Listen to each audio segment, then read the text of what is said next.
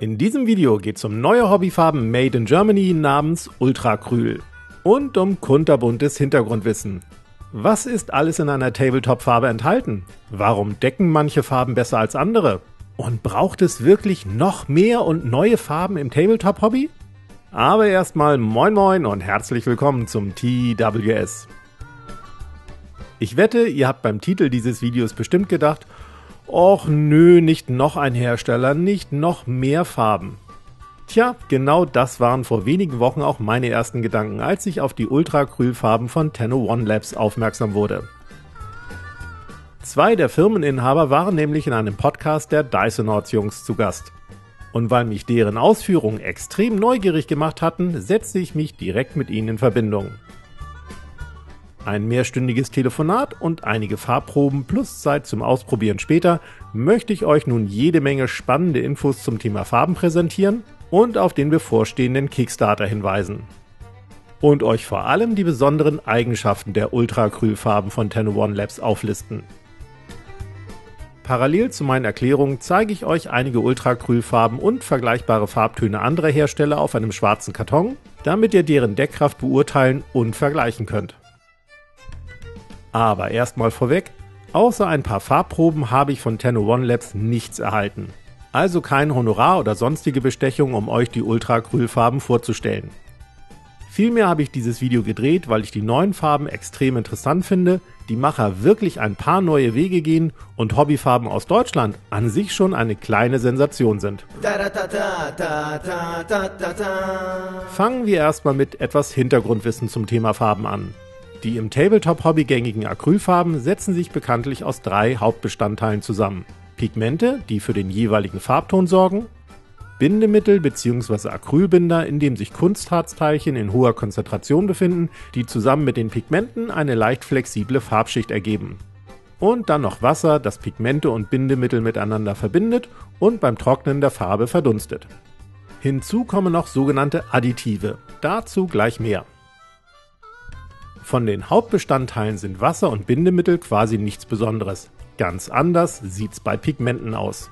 Nicht nur was deren Farbton angeht, sondern auch wie sich das Pigment verhält, wie gut es sich mit dem Bindemittel vermischen lässt und natürlich wie gut es deckt. Denkt beispielsweise an Zucker bzw. Süßungsmittel aus dem Supermarkt. Ihr könnt dort weißen Zucker, braunen Zucker, Kandiszucker, Sirup und noch vieles mehr kaufen. Und jedes Süßungsmittel ist anders. Vom Geschmack, vom Süßungsgrad und wie unterschiedlich schnell es sich in Wasser auflöst. Und natürlich vom Preis. Und genauso ist es mit Pigmenten. Ganz grob kann man sagen, dass besonders leuchtende und knallige Pigmente teurer sind als nicht ganz so brillante Pigmente. Das heißt aber nicht, dass ein teures Pigment automatisch eine höhere Deckkraft besitzt. Und auch die Pigmentmenge in einer Farbe sagt nichts über deren Deckkraft aus. Von einigen Pigmentarten kann man quasi Unmengen in eine Farbe mischen, die Farbe deckt trotzdem schlecht.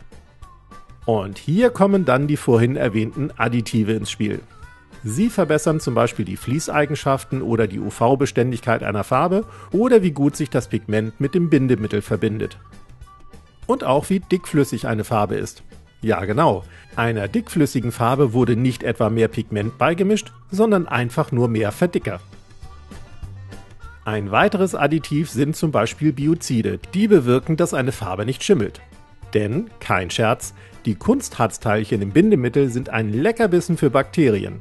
Ohne entsprechendes Additiv würde es bei Acrylfarben tatsächlich zur Schimmelbildung kommen.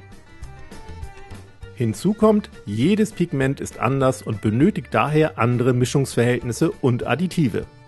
Das Herstellen von Farben ist also extrem komplex, deswegen gibt es europaweit auch nur eine Handvoll Firmen, die dies machen und bei denen die meisten Markenanbieter ihre Farben bestellen, abfüllen und etikettieren lassen.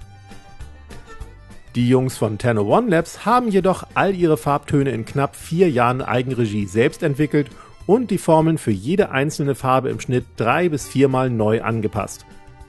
Das heißt bis heute hunderte Formeln, Testläufe und Optimierungsdurchgänge, damit Phil, Marcel und Jonas ihre Ultracryl-Farben nun via Kickstarter veröffentlichen können. Was also genau zeichnen die Ultracryl-Farben aus und lohnt es, bei der Kickstarter-Kampagne vorbeizuschauen? Zunächst das Ultracryl-Farbsortiment setzt sich zum Kampagnenstart aus 32 Basisfarben, 8 fluoreszierenden Farben und 8 Metallic-Farbtönen zusammen. Und je nachdem, wie erfolgreich der Kickstarter verläuft, werden weitere Farbtöne quasi freigeschaltet. Schauen wir uns die Basisfarben mal näher an. Hierfür wurden meistens sogenannte High-Performance-Pigmente verwendet. Das heißt, Pigmente mit möglichst hoher Brillanz und Deckkraft. Das merkt man vor allem beim Gelb und ein paar weiteren Farbtönen, bei denen man von anderen Herstellern oft nur schlechte Deckkraft gewohnt ist. Der Farbcode der jeweils verwendeten Pigmente ist auf den Flaschen angegeben und Tenno One Labs wird zum Start ihrer Farben auch ihre Mischungsverhältnisse veröffentlichen.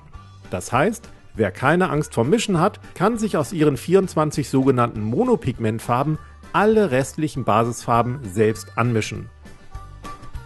Denn natürlich sind alle Farben untereinander mischbar, sogar die Metallic-Farben mit den Basic-Farben und ohne, dass es zu einer Verschlechterung der Farbeigenschaften kommt. Wer es hingegen komfortabler möchte, kann sich die restlichen Basisfarben hingegen direkt kaufen.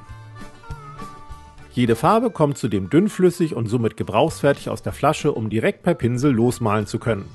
Ein extra Verdünnen mit Wasser ist also nicht notwendig, außer man möchte zum Beispiel in lasierenden Schichten malen. Airbrush-User können die Farben entweder mit dem Airbrush-Verdünner von Tenno One Labs oder ganz einfach mit Wasser verdünnen.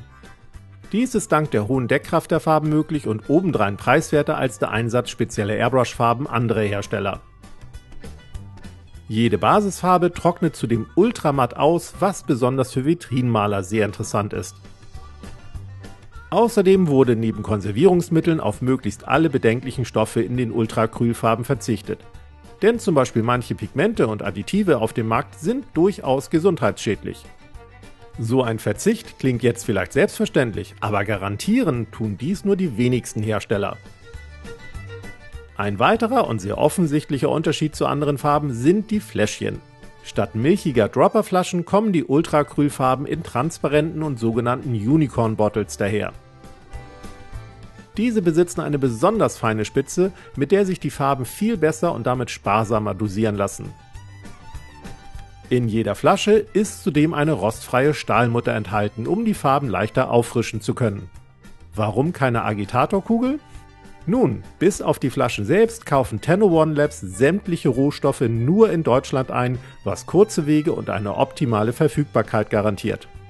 Da es in Deutschland aber keinen Hersteller von Agitatorkugeln gibt und man sie nicht aus China importieren wollte, hat man sich für rostfreie Stahlmuttern entschieden. Man könnte also sagen, Ultracryl, die Farben mit den Stahlmuttern. Etwas ungewohnt an den Flaschen ist nur die Kindersicherung beim Öffnen. Aber an das zuerst drücken und dann drehen gewöhnt man sich recht schnell. So viel erstmal zu den Ultracryl-Farben, den technischen und Produktionshintergründen sowie den neuartigen Flaschen.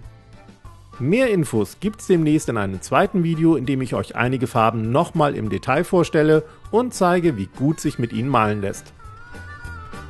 Aber schon mal so viel, die Farben decken wirklich extrem gut.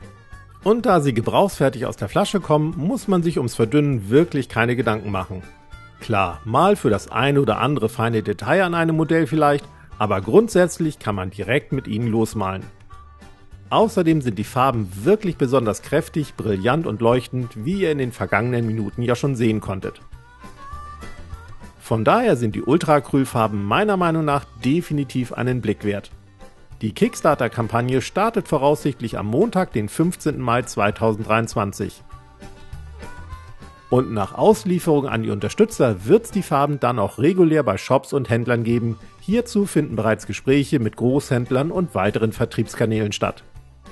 Mehr Infos zu den Ultracryl-Farben gibt's dann, sobald der Kickstarter läuft, und wir sehen uns dann nächsten Freitag. Bis dann!